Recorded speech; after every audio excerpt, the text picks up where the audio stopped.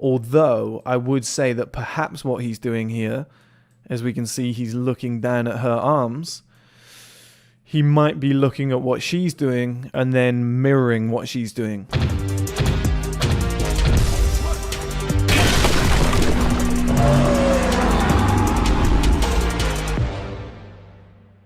Hello guys, and welcome back to another body language analysis video.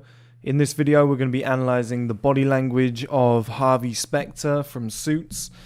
Now this has been requested about 10,000 times, and to be honest I nearly did this a few weeks ago. I was ready to go and then some things popped up and some things with the supplements, etc., and I just never got around to it. So I'm going to be doing it in this video finally. There's going to be 3 clips. The first one is just kind of getting to know Harvey, just kind of breaking down a quick little interaction with him and a woman, just kind of finding out who he is. The second one is going to be more of his aggressive side, his kind of negotiation side, his business aspects, and then the next one is going to be him flirting with a woman. I think it's a good range of 3 clips. We're going to be going through them now, so let's get this one started. Let me clear that for you. Thank you. I have to say, delicious dinner, fantastic wine. Almost enough to make up for the mediocre company. Don't be too hard on yourself. You're not mediocre. See, that's funny because you were talking about me. Okay, so straight off the bat we can see that, you know, Harvey's very cocky, okay? And a lot of people will say arrogant. A lot of women would say arrogant in this scenario. But he gets away with it because he's congruent. And this is something that a lot of people don't quite understand, okay, when it comes to body language, is that arrogant isn't good, alright? You'd rather be confident. You'd rather be that confident guy that's sure of himself but doesn't have to, you know, border on the arrogance level. But Harvey gets away with it because it's congruency. And congruency can make things go a long, long way. So the guys that women hate are the guys that are cocky but their life doesn't match, or they're cocky but their body language doesn't match. They're like a timid little child in reality, and you can see traits of that coming out in their body language, in their life, in their insecurities, but then they try and be arrogant and cocky to cover it up, okay?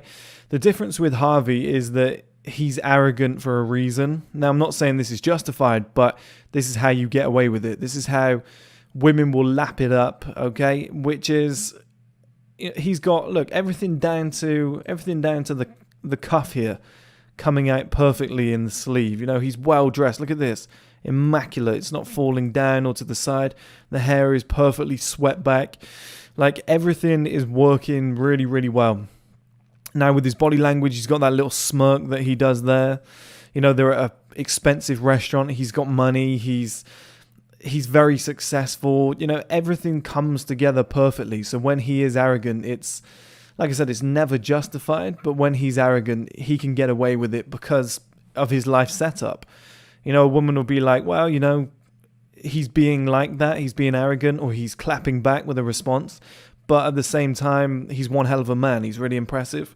And it doesn't mean that you can do it every single 5 minutes, you know, but you can get away with arrogant lines like that or challenges against her, and she'll accept it because of who you are. You know, Harvey's social value is as high as it can possibly be.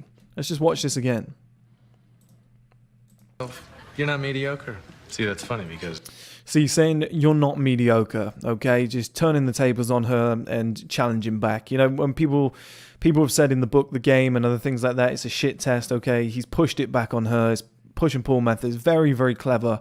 That's a push method there. And it's very smart what he's done. And then this part here is very interesting. If a psychologist were to break this down, they'd find this interesting. You were talking about me.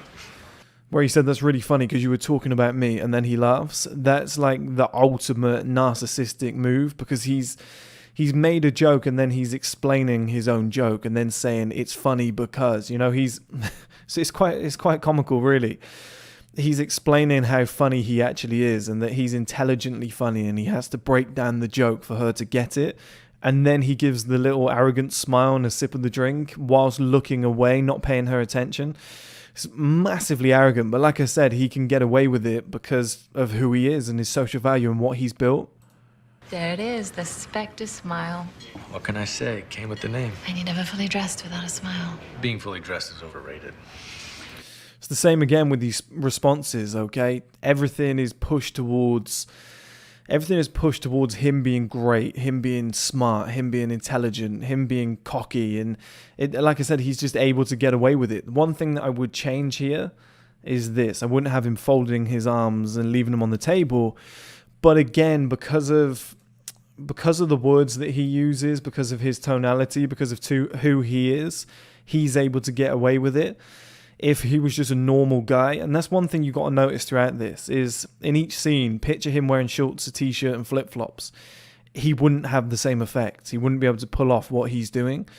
But because of the congruency across the board with the suit and how well he's wearing it, you know, the immaculate swept-back hair, the good skin, the good job, the success, the persona, he can pretty much get away with doing some negative body language or submissive body language.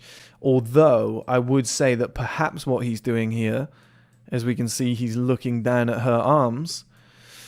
He might be looking at what she's doing and then mirroring what she's doing, which would be very, very clever. Mirroring is a massively powerful tool in body language. It makes people feel comfortable. It is. To be fair, to touch on that again, he might know that he's so powerful, his body language is actually so good, and he can be quite intimidating to women, that he might actually be mirroring her body language to make her feel more comfortable. That could be potentially what he's doing here, that would be wildly interesting if that's what they've done with the film, or the series, should I say. When you look like me. Mrs. Rob. And we just saw here, let's go back, she leans into him, okay? It is when you look like me.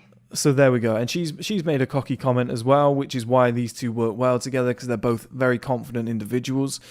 But he's held eye contact the entire time here. She's moved from around about here to obviously here. And she's leant forward. So we can see the elbows are on the table. The whole posture is leaning towards him. This could be construed as, I know she's blocking it with the arms, but it could be construed as if her breasts are here, that she's kind of pushing them towards him more. And let me just explain that, because what a lot of women will do is, for example, you know, like if a woman uses her hand to move her hair here and play with her hair and expose her neck, that's a body language cue to say, hey, dickhead, look at my neck. I'm really attractive. I'm fertile. I'm young. Look how soft my skin is. Look how attractive I am. Look how, look at my collarbone to neck attachment area. You know, the woman's not thinking that, but subconsciously that's what's going on. And a guy, when he separates his legs and sits with them widely, again, it's a signal to say, hey, look what I've got right here. And that's why a lot of feminists get angry sometimes, I assume.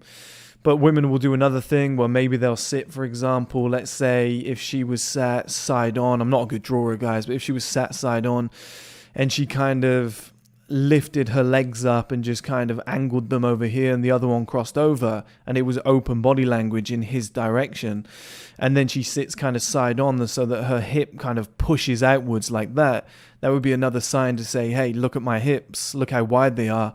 She wouldn't be doing it on purpose, but subconsciously this is what happened. Well, she could do it on purpose if she understands body language, but what a lot of women do accidentally is they will flash their most feminine features without realizing that they're doing it. Mrs. Robinson, are you trying to seduce me? How strong was that eye contact while he was talking? That was fantastic. Look how long he holds eye contact here. Mrs. Robinson, are you trying to seduce me? And anybody who's familiar with negging, okay, so he's holding eye contact here. This is kind of push and pull all at the same time, because he's holding eye contact. She kind of leaned in towards him and showed some attention, but then he says Mrs. Robinson, which is, anybody who knows, it was an older woman, and I believe it's an older woman that was interested in a younger man, or at least that's kind of how the story goes, or what Mrs. Robinson represents. So he's kind of saying to her that you're old whilst holding eye contact and flirting with her. So it's negging, as people say. You're kind of saying something bad about somebody without being distasteful or being aggressive about it, like saying you're ugly. Calling somebody Mrs. Robinson is kind of a negative thing without sounding rude, okay? and it's kind of flirtatious too because of what Miss Robinson represented. But at the same time, he's holding eye contact. That's why it's push and pull, because Mrs. Robinson is pushing away because he's saying you're old, and holding the eye contact here is pulling her in because he's saying, look, I'm interested. Very, very good. Excuse me? Did you just call me Mrs. Robinson? As we can tell there from her response, okay? Okay. First of all, I'm younger than Anne Bancroft. Anne Bancroft was hot. Which brings me to second. Which put her on her back foot. Can you see that, guys? Put her on her back foot, and she said, first of all, I'm younger. Now she's explaining. I know this isn't strictly body language, it kind of is, but now she's explaining. She's saying, look, I'm young. She's justifying why he should want her, which is a great position to put the woman in, on the back foot. That's why that push and pull method is so effective. Second of all, I'm hotter than Anne Bancroft. I'm hotter than Dustin Hoffman. Not in Tootsie. That was some very, very strong eye contact from both people there. If you're ever with a woman and this happens, I'm hotter than Dustin Hoffman. Not in Tootsie. then you've probably won, okay? She looked away first. She looked to the side. You see how he's still holding his eye contact? But if you and a woman are ever looking each other dead in the eye for like longer than 10 seconds whilst talking, and you know, maybe you're talking about something sexual or you're flirting, and then she looks to the side or down, you know, at the end of that meal, you're probably going to have sex, okay? Are you afraid you're going to lose this thing? No. And that was quite disarming. Okay, that was very good from her. She changed the subject. You see, he's winning here. That's how fierce his eye contact is. And then she challenges him with, are you afraid you're going to lose this thing? And it was kind of disarming for him. He softened up a lot. Watch this. No. There, it was completely different. But at the same time, he's very sure of himself. No. The way he said it is like, I never lose kind of vibes. Watch this. No. Like he frowns as well. Ready, guys? You can see here, look at his brow position when he says no. Like he's frowning down. It's almost a look of disgust.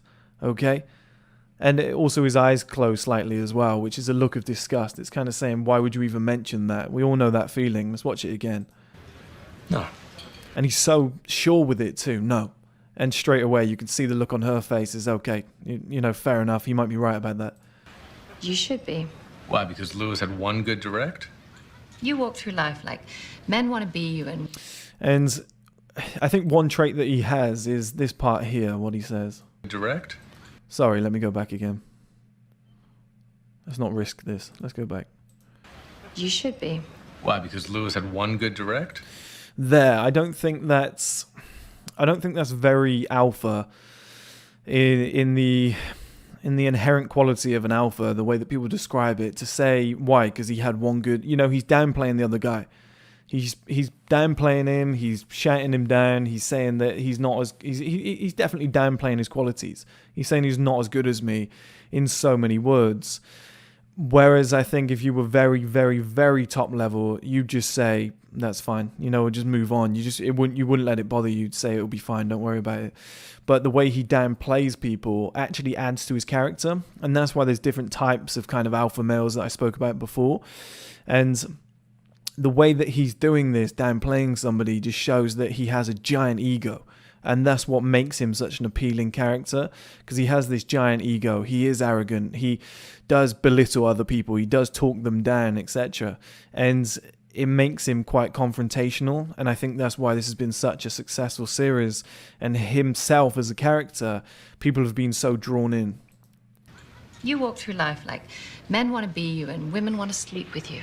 I don't always walk. Sometimes I drive fast. There we go. That's another one. Okay, so he's played, I know this isn't strictly body language, but he's played this off again. You know, he's being challenged and somebody's saying something kind of nice or challenging about him. He says, I don't always walk, sometimes I drive. And then he says fast to, you know, kind of say that my life is like a whirlwind. You know, the people who say I live a fast life, you know, that sort of thing. That's what he's referencing there. But he's also referencing that he has the money to afford an expensive car. It's very clever the way he does it. It's arrogant, but it's comical. And I think that's very much with the congruency how he gets away with it. You know, if you said, no, sometimes I drive because I'm really rich and I have a fucking really quick car and I'm super successful, somebody would be like, what a dick. But the way that he said it is like, you go, what a dick, and you laugh, but at the same time, you're like, it's pretty cool. And I think there's a distinct difference. And it's exactly that kind of response. And you can see the reaction he gets out of it, okay? She doesn't want to like it, but she does. And we all get the same response. We all watch it and we think, what a dick, but we smile. And that's why guys like this are so appealing. Make the partners think you're an ass. Being an ass doesn't make me guilty of fraud. If they're right about who you are, what would make them think they'd be wrong about what you do? Well, why don't you tell me? You're the expert on warm and fuzzies. That's such strong eye contact, guys. He has held the eye contact for a long time there. You want to know how I know I wasn't the one to call you back? Because I know why I wasn't the one to call you back. Let me guess. You didn't like me. No, I did. That part there, that was actually quite good acting, really. Look, you can see the way his lips are, the way that they're slightly pursed, the way that his eyebrows have slightly elevated, his eyes have got slightly wider than they normally are. He's intrigued there. When she said, no, I did, he was a little bit shocked and taken back. It's the first time I've seen him caught off guard. But in all the time I knew you, you never once showed me any vulnerability. I told you how I felt about you. But you never showed me. So I had no way of knowing it's the truth. And you could be telling the truth now, but if you don't show the partners some emotion, they're not going to believe you either. What do you want me to do? Manufacture a few tears? Look, Harvey, So he's done it again here, okay? He's challenged. He never admits he's wrong. He never takes the back foot and never backs down. And I'm not saying that's a great quality, but this is why it makes him such a difficult character to deal with for men and women. But again, at the same time, so appealing. when you're a defendant, you need the jury to protect you. There's no way they're ever going to protect you if they don't care about you. And again, she caught him off guard there. You can see his body language is slightly different. The way he quickly looked up, his eyes are looking to the side, more like prey than predator. I know it's the look that he's doing. He's kind of looking upwards, and it does it for dramatic effect, but she's caught him slightly off guard. I think, personally, his nostrils are slightly flared there. He hasn't got the widest nose, but again, he's doing that same thing with his mouth, where his lips are pursed together. He's a little bit more apprehensive. Okay, so let's go straight into the second clip. Cooper won't be staying on as honorary vice president. That's right, I don't want him around. He wouldn't be around. It's an honorary position. Okay, so right away from Harvey, watch this. He wouldn't be around. It's an honorary position. That's what I wanted to catch, this part here, okay? So you can see he's got the wrinkles, he's got the mouth going exaggeratedly out to the side, the teeth are even coming out, the eyes are more squinted than usual, okay? What this is when you get annoyed with somebody. So what Harvey is, he's super intelligent, but he knows it, okay? If somebody can't keep up, if somebody's being stupid, he's got no shame in telling them. And that's why he's announcing that here with an extra emphasis at the end. Like, he wouldn't be around. It's an honorary position, you know, kind of in that tone where it's like, are you fucking stupid? Like, when I did the Tom Hardy one the other day and he said, are you deaf, to that guy, it's the exact same thing as that, but he's over pronouncing because it's done in a, let's say, a mildly aggressive manner where he's doing most of the aggression with his face than anything else. And it's just kind of saying, look, you're not on my level, you're not intelligent enough, I'm losing patience with you, quite frankly. Position. I don't give a shit. Well, I think you do, because that's what's changed since I left, which means it's you who's been dealing in bad faith. Well, now that you've got a grasp on what's happened in the goddamn interim, what are you going to do about it? Okay, so the aggression is building here. Because he's not getting that title. Well, let me make sure I understand. And that was quite diffusing, okay? He wasn't weak, he just diffused it. And he does this a few times at the start, and I'll show you the difference. Going to do about it? Because he's not... Okay, so we can see the aggression here from this guy. Clearly, there's multiple signs here. We've got the flared nostrils, the brows are down, the eyes are squinted. You know, the teeth are on show. Okay, ready? Getting that title. Well, so he held eye contact for a second or two, and then diffused it and looked to the side. So he didn't look down, he looked to the side, looked to his partner to say, what's going on here? And then he moves forward. And you'll see the difference in a minute, okay? What he's doing at the moment is diffusing. let me make sure I understand this, okay? We negotiated a deal that gave you everything you wanted. Mr. Cooper signed it.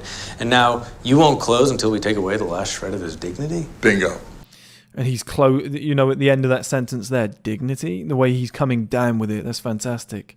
A deal that gave you everything you wanted. Mr. Cooper signed it, and now you won't It's coming up now, guys. Listen out for it. Ready? close until we take away the last shred of his dignity? Bingo. It's very assertive at the end of the tone. Well, that's not going to happen. And why the hell not? Because I like Mr. Cooper, and my firm doesn't operate in bad faith. So he's moved in close, he's holding the eye contact, he's challenging here, okay?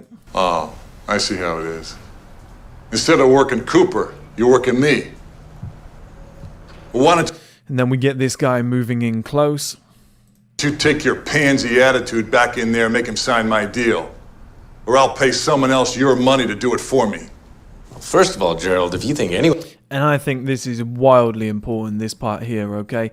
Massive aggression, holding eye contact, hostile situation. Look at the mouth. You can see it's an aggressive pose. I'm not sure if his jaw's always like this, but it looks slightly clenched. The nostrils are clearly flared, okay? Harvey, relaxed. Smile on his face. Eyes are relaxed. They look as though they're smiling. And what he's done here is he's walked away. So this is the confrontation zone. Harvey's headed this way. And he's not done it because he's a pussy. He's done it because he knows he's smarter than this guy. He's put him exactly where he wants to put him. And he's diffused until he has the power. And you'll see why in a minute. He was going to touch this deal after your And look how slowly he's moving, okay? He knows. bad faith. You're mistaken. Second... The other thing as well, guys, is when somebody is aggressive towards you, so it's around about here. So when somebody is aggressive towards you and you turn your back to them and let them have that angle, it really shows that you don't give a fuck. Now, sometimes it can be dangerous to do, so don't do it in a street fight and get knocked out. But when you turn your back to somebody, you're basically saying, I don't care. Like, you can't hurt me. You know, like if you were a predator, if you were a lion, you're not worried about what's behind you, are you? And that's the dynamic that he's creating. He was going to touch this deal after your bad faith. You're mistaken. Second, the way our agreement works is the minute Cooper signed the deal which gave you everything you wanted. The other thing that I've noticed here is he's gesturing from something called the truth plane. Let's see if we can get the hands actually positioned. Okay, so they're already there. We can see here, look. Hands are around about this zone, and this is called the truth plane. I've described this to you guys before. It's a very relaxed, trustworthy position to be gesturing from. Politicians do it all the time. So if we play this on, we can see him do it multiple times. Is the minute Cooper signed the deal which gave you everything you wanted, our So there was one. fee was due and payable, which is why at 7:30 There was another one. I received confirmation of a wire transfer from escrow indicating payment in full. One thing I want to mention is his tonality, okay? The rhythm that he has to his tonality. It flows out. It's unbelievable. The way he's confident about his next words and everything sounds as though he's building towards something. It keeps you trapped on his next word. Very, very clever. I've not actually seen anybody speak like this before, where everything seems as though he's building towards something. Like the rhythm, it starts slow and it starts to speed up and then it gets quicker towards the end and then he executes and then he slows it back down. There's almost like a pattern to the way he talks.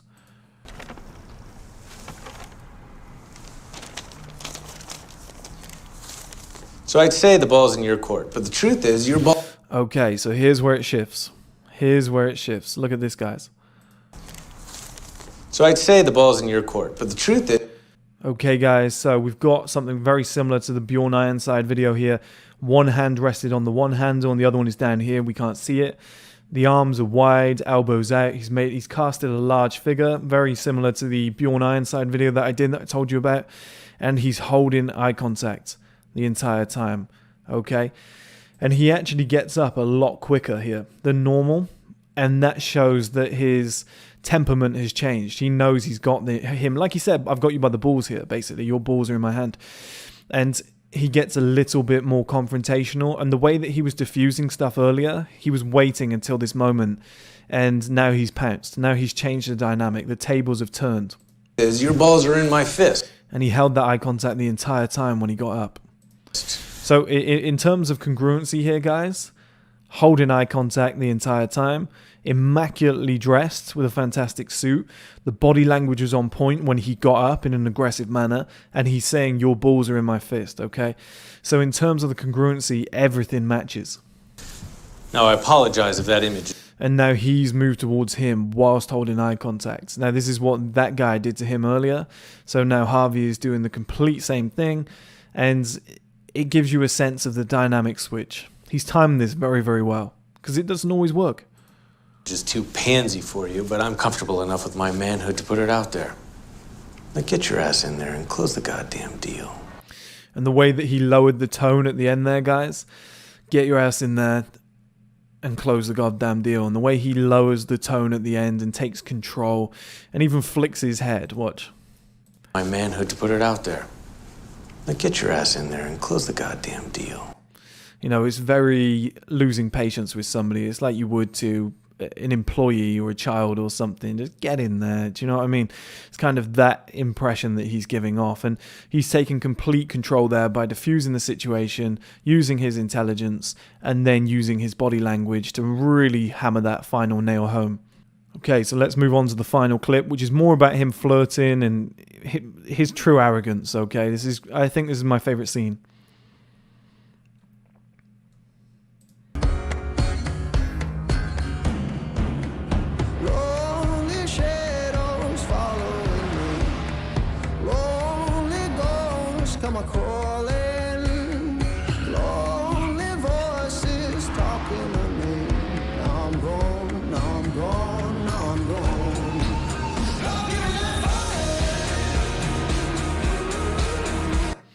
Even when he's driving along in the car, everything is intense. Everything's intensified. Everything's done with 100% ability. You know, nothing's half-assed. Everything is intense and focused, and he never lets this slip.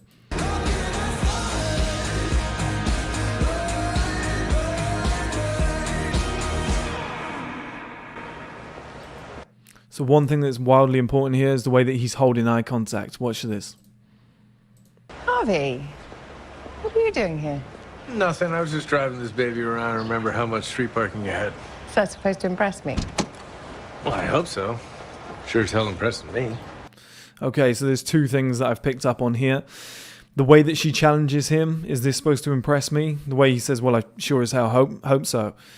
A lot of guys would back down there and be like, no, I was just saying, you know, and just try and think of something different. But he's got no fear in saying that, you know, my wealth, my appearance, my success, like I want it to impress you. I want to use this. This is my big advantage, my arrogance, etc.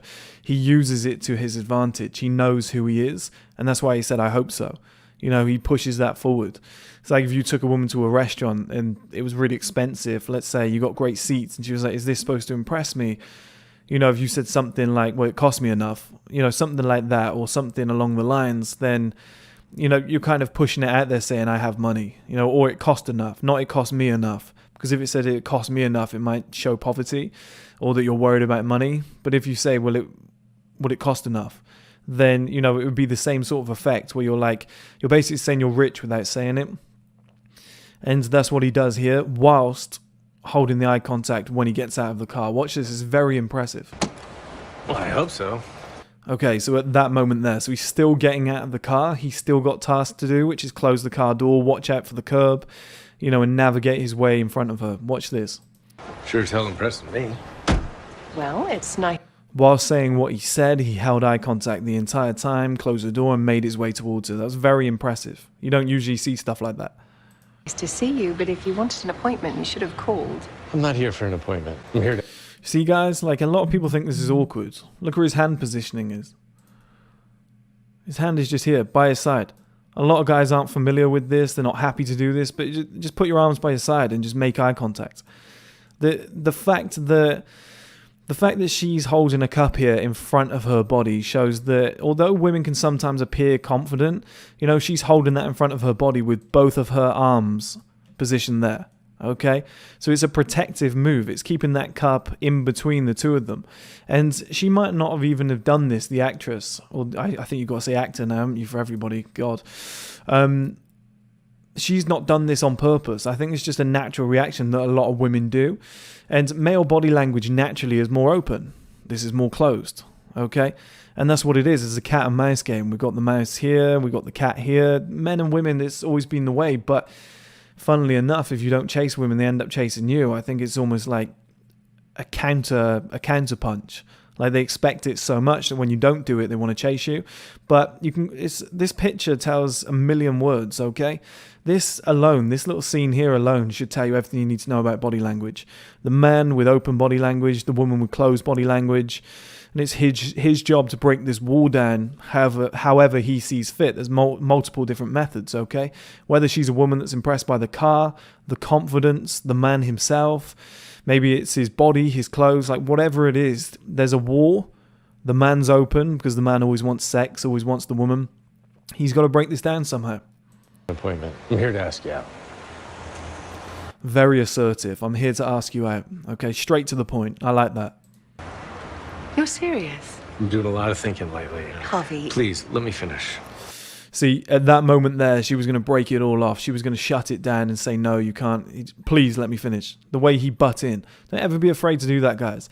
If I used to do it in sales. If you hear things are going south or somebody starts getting wishy-washy, you've got to butt in. You've got to change the vibe, okay? It happens in The Wolf of Wall Street. I think when he's doing that sales call and the guy's like, I don't know, I want to talk to my wife. And he's like, they got to talk to their wife. They want to talk to the fucking tooth fairy.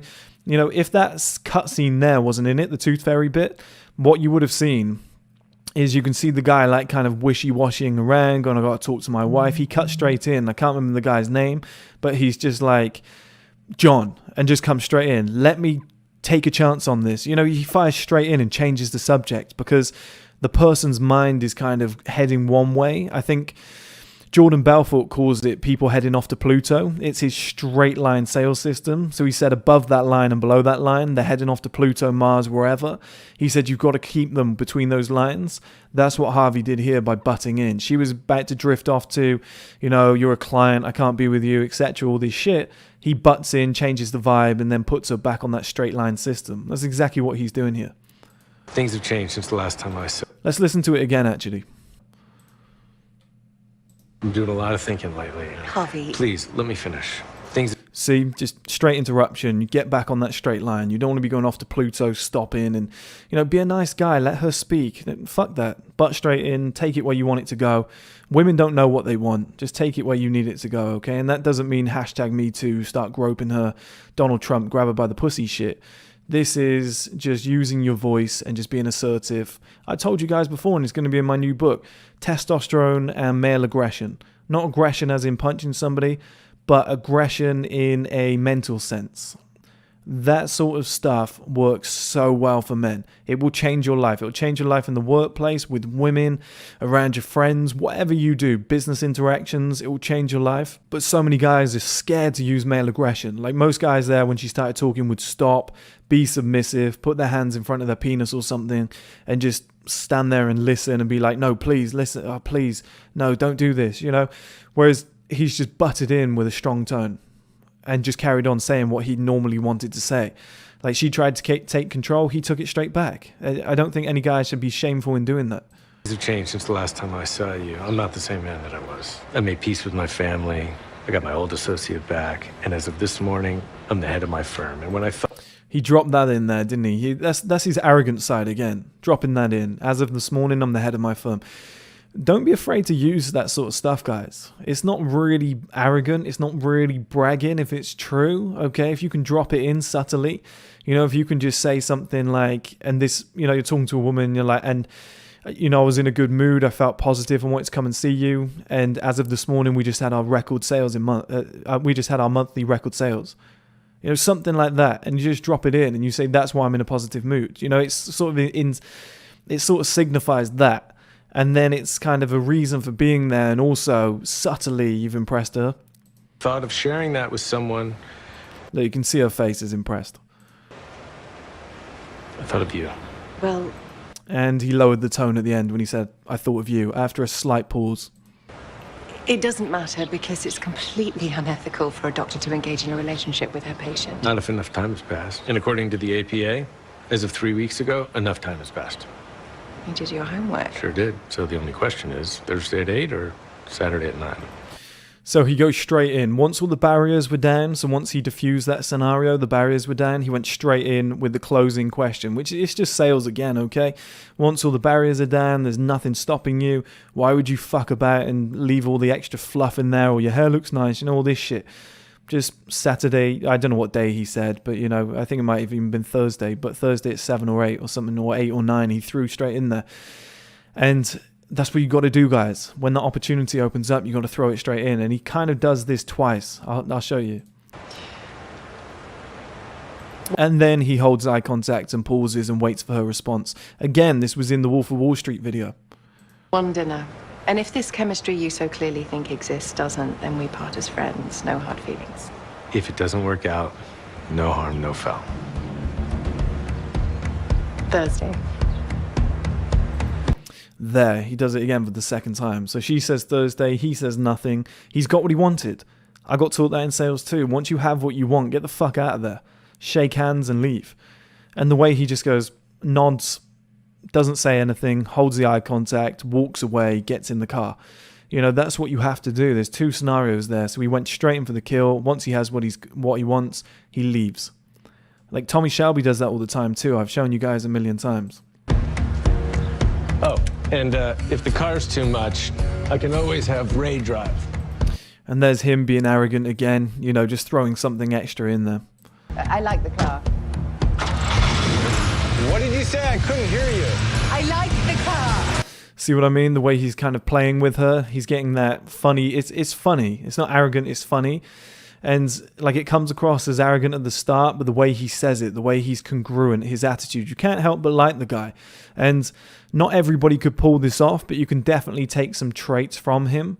And one thing I want to mention as well, guys, to close, because that is pretty much the final scene, is that when he got this job in Suits, I had a look, he was 39 years old, okay? He's currently 48 years old. He's going to be 49 in January. I took a look. For any guys that are like, oh, you know, I'm 30, I'm 35, my life's slipping away. Like I always tell you guys, the male advantage is like 36, 35, 36, 37. Well, to be honest, him at 39 took over the world. Okay, everybody was talking about him. Suits was fantastic. You know, so many women wanted him. And now at like 48, about to be 49, you look at pictures of the guy. He still looks fantastic. Hasn't aged a day since this began. For men, we've got so much time to figure all this shit out. Now, I know this isn't strictly body language. It's more what I say in all of my other videos. But there's something that we all need to remember, that from 39 to 49, he's basically had the best 10 years of his life. Okay? Well, he has. This has definitely been the best 10 years of his life. He's been super famous. Everything he's ever wanted has probably fallen on his lap. He's been a heartthrob. Like, it's like the woman said in the first clip. Women want to sleep with him. Men want to be him. Or the other way around. But he's done that from 39 to 49. So don't ever get discouraged about age. Don't ever worry about that. As a man, as long as you keep yourself in shape, you stay well dressed, you know, you've been working on your success. Like, you can sacrifice every year up to the age of, let's say, for example, okay, let's say Harvey Specter here, can't remember his real name in real life, but let's say he's worked his nuts off until he was 39. He lands the job for Suits. Let's say that for those first 19 years from the age of 20, didn't have a life. Okay, it was very fucking difficult for him. Didn't have a life. It was very tough. I'm just saying hypothetically. Then at 39 to 49, he has the best 10 years of his life, and that obviously continues as he gets older. But as for the current timeline that we're in, he's going to be 49. He's had a great 10-year run. Who else would take that? Who else would take the scenario of having an average life all the way up to 39 because they've sacrificed every year and they've worked and they've worked and they've worked to get to where they want to get, and then from 39 to 49 and beyond, their life is absolutely perfect? Because I think the last 10 years of his life have probably been better than somebody who lived 30 years going out, getting drunk, partying, enjoying themselves every single day. I think they couldn't compare to what he's just done. And as men, we need to appreciate that more, that we need to play the long game, keep ourselves in shape, take care of our bodies, not go out and get drunk till 4 a.m. every weekend, because what's waiting for us around the corner is this scenario here, where you could be like Harvey Specter, where from like 39 to 49, you're the boss. Okay, you're the one with the money. You're the one who's in that power position. You finally got the confidence. The dynamic has changed. You're 39 years old and all the 28, 29, 30-year-old women are chasing after you on a daily basis. You know, you're going to have that scenario. Like right now, he's 49. He'd probably date any You know, obviously he's famous, he could date any woman he wants, but in this film, in this series, if it was real life, every woman above the age of 28 is probably his, okay? Guaranteed. Probably every woman over the age of 25 is probably his, and he'd be 39, 49, whatever. It wouldn't matter, okay? And that's the scenario you can put yourself in with the male advantage if you put the work in. But that's the video for today, guys. I just wanted to mention that at the end. Hope you enjoyed it. He's quite a difficult character to break down. I will admit, I've done a few takes on this. I've had to edit this a few times. It's one of my toughest ones. He's quite a complex character, which I think just speaks volumes as to why so many people are drawn to him and every man wants to be him, because it's very, very hard to replicate. And he's one of those guys you never really know what he's thinking. So I think, you know, I'm definitely going to have to do a part 2 on this when I get more used to his body language, his cues. I'm going to have to look over a few more clips, maybe watch some of Suits to get some context. But it was very enjoyable. Appreciate you guys watching. The supplements are now out if you want to go and take a look, guys. The link's in the bio. And I'll speak to you all soon.